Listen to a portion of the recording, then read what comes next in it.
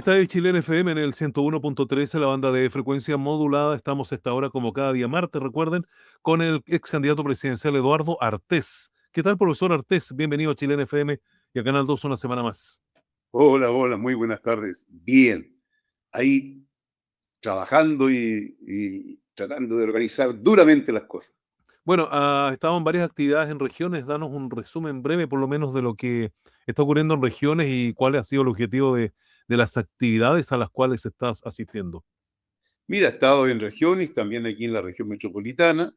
El objetivo es ir organizando nuestra propuesta, ¿no? Y asumir que el pueblo, que la mayoría, asumamos lo que es algo muy democrático, que es decir, mire, no estamos de acuerdo con esto y queremos que se cambie. Y cambiarlo significa, si así significa, por ejemplo, decir fuera casa, no hay problema. En eso andamos, ¿ya?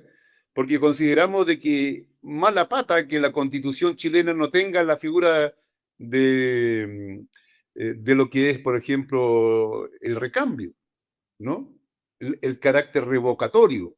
Tendríamos que tener un carácter revocatorio, porque no es democrático elegir a alguien, ¿no? Y luego ese alguien haga lo que él quiera, como quiera, a la hora que quiera, y la mayoría comencemos a estar en contra y no podamos decir nada, ¿ah? Más allá que decir, tiene que aguantarme los 4 años, ¿no? O sea, aquí hay una cuestión que es concreta.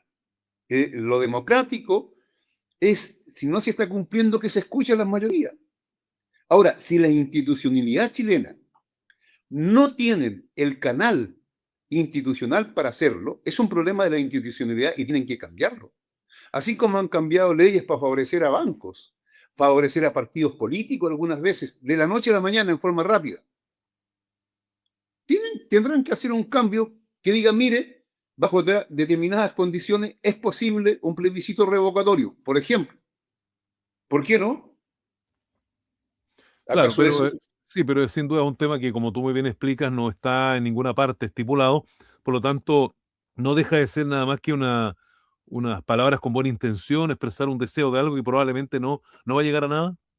Bueno, ¿y qué pasa si, por ejemplo, hubiese habido ese mecanismo Sí, pero es que cuando no hay. en 2019 se pedía la renuncia de Piñera? Mm, Yo te digo, no lo hay. Bueno, tenemos derecho a decir que exista. mm. ¿O qué? O simplemente el hastío de la gente frente a una cantidad de medidas que están afectando a la gente y que la van a seguir afectando cada vez más al pueblo, los estudiantes, al pueblo nación mapuche, los trabajadores, etcétera. Eso va a crear una contradicción y esa contradicción se va a expresar en la calle, quieran o no quieran. Si no es un problema esto de la voluntad o porque existe un agitador llamado Eduardo Ortiz que tiene algunas capacidades mágicas para poder lograr que la gente se subleve. Eso no es así. Mm. ¿Te fijas? Entonces, claramente, tienen que haber los canales para que objetivamente y oportunamente el pueblo pueda hacer los cambios. Eduardo, pero en este sentido, siguiendo con el tema, porque me parece súper interesante lo que planteas, eh, pero hoy día, como tú mismo has dicho que ves una oposición que no está muy organizada para enfrentar al gobierno, entonces, ¿desde qué base tú podrías ejercer o proponer un cambio en la Constitución para, por ejemplo, incluir el artículo revocatorio o mandato? Bueno, yo creo que el pueblo organizado, movilizado, que es la oposición que existe, ojo, la oposición parlamentaria está confusa, sin propuesta, eh, eh, dando pasos de ciego, y lo cual hace un daño, ¿no es cierto?, a esta situación que se está dando en el pueblo que quiere buscar una salida. O vamos a estar, mira, nosotros llevamos cuánto tiempo, casi 90 días en Chile. En Bolivia llevan 6 meses, ahora ya están cerca de los 7 meses, con Rodrigo Paz. ¿Y qué? ¿Vamos a buscar entonces que lleguemos a casi una guerra civil? Porque si el conjunto, la gente, no se siente interpretado con quienes están gobernando, lo justo y lo correcto es que exista el cambio.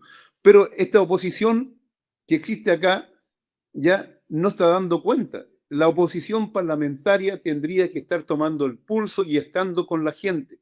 Mira, cuando yo estuve últimamente en Caldera, hubieron dirigentes sindicales y de mujeres, poblacionales, etcétera, que me decían, mire, en el pasado los dirigentes de nuestras organizaciones, y se refería a organizaciones, comillas, de izquierda parlamentaria, llegaban acá e incluso llegaban con los zapatos con tierra.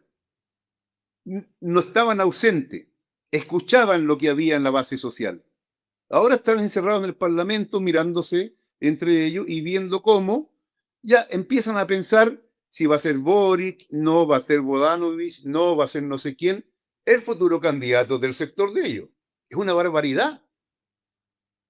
Es una barbaridad. Entonces, esa oposición va a dejar de tener un rol y el rol lo van a tener las organizaciones sociales. Mira, han habido marchas en Liquén fuerte en estos días, reprimida, por cierto, con el tema de la explotación de las tierras raras, ¿no?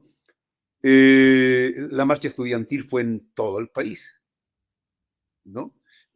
Hoy día existe una situación, mira, yo ando en distintas organizaciones sociales y me invitan, algunas que ni siquiera conozco a los compañeros, y me invitan a discutir qué pasa.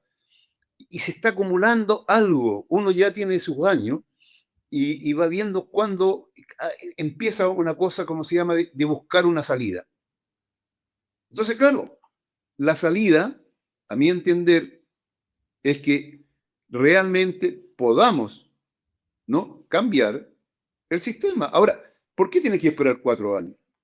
Porque así lo dice la ley. Si la ley la hacen unos cuantos parlamentarios que tienen que escuchar la voz de la gente y tienen que cambiar las cosas. Es su obligación.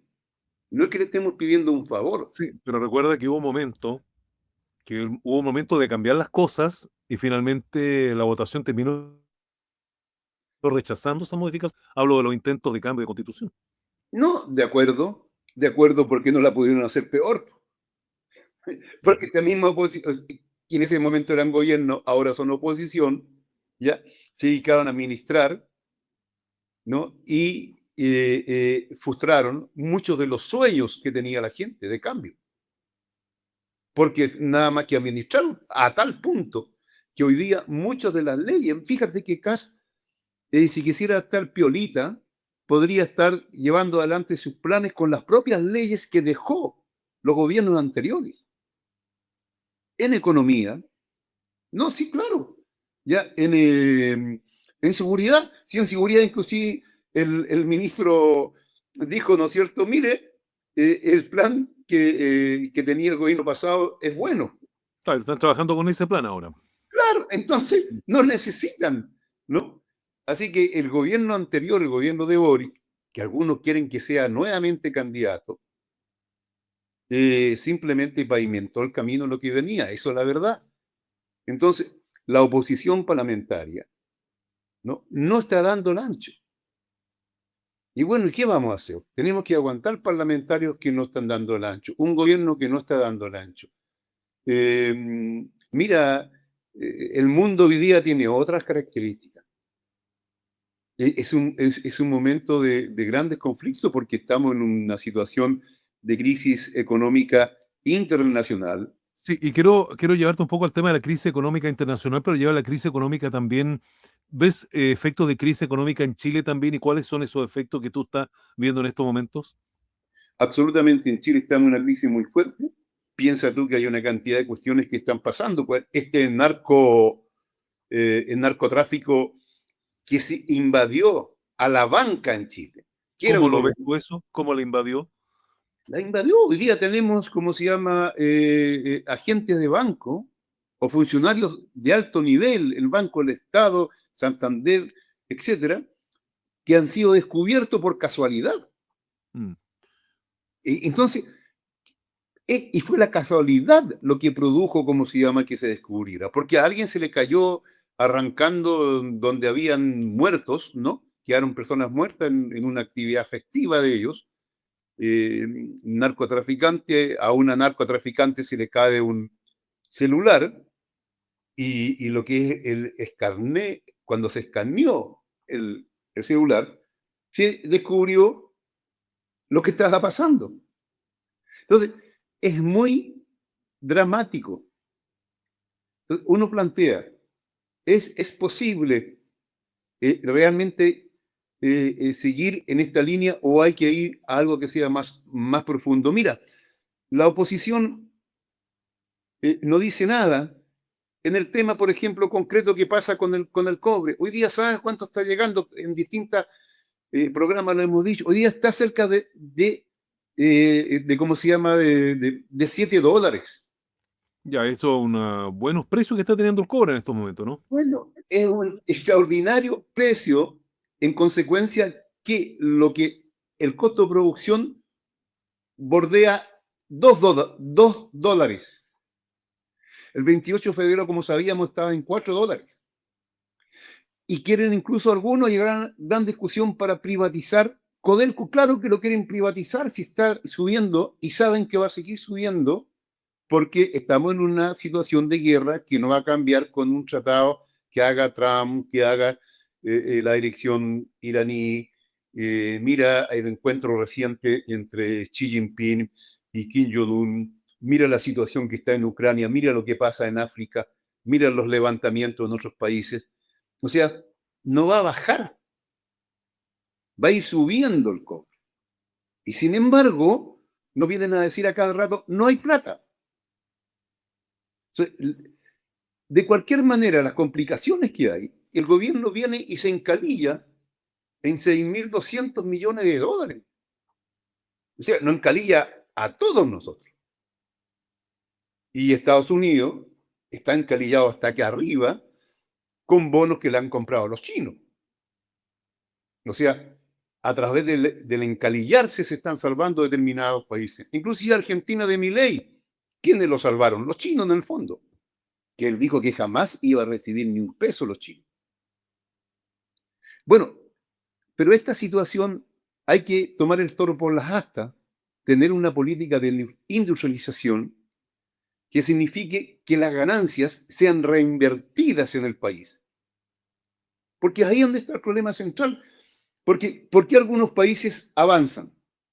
Por ejemplo, Vietnam, China. Uno podrá decir, son comunistas, está el Partido Comunista, planes quinquenales, qué sé yo. Pero ellos tienen una política que distribuyen a la sociedad mejorando puentes, qué sé yo, etcétera, trenes que se demoraban 20 horas en llegar, ahora se demoran 2 horas, ¿no? Entonces va dando toda una calidad de vida distinta. Aquí está pasando que se está sacando la plata, por ejemplo, los jóvenes del CARE. Que uno podrá decir que hay algunos que se han aprovechado del pánico. Sí, claro, sí, Sí, claro. pero un poco deteniéndolo un poco en el tema, ¿qué te parece lo que está pasando con el CAE, la forma en que la tesorería está cobrando prácticamente y apropiándose en muchos casos del todo el dinero que una persona tiene en la cuenta, por ejemplo, que va más allá de lo que razonablemente se podría cobrar? Bueno, hay varios abogados, ¿no? Y economistas que han planteado de que es una acción ilegal, porque es aplicando, como se llama, una política tributaria. Y resulta que eso dice relación con los sueldos. Y el sueldo no es embargable en ninguna condición en Chile. Inclusive es ilegal. Y yo creo que hay que escuchar a esos abogados que están planteando aquello, ¿no? Porque si tú ganas 2 millones, 1 millón, alguno por ahí ganará 5 millones. Pero la mayoría de los que están trabajando hoy día están 800, 700, 1 millón. Y a veces gastan, qué sé yo, el 80% y dejan el 20% para ir ahorrando tras algún objetivo. Y tú les sacas todo eso, no tienen ni para el arriendo, ni para la comida, ni para nada. O sea, es realmente un asalto. Esa es la verdad. Y eso está en la ilegalidad de acuerdo a las propias leyes que existen.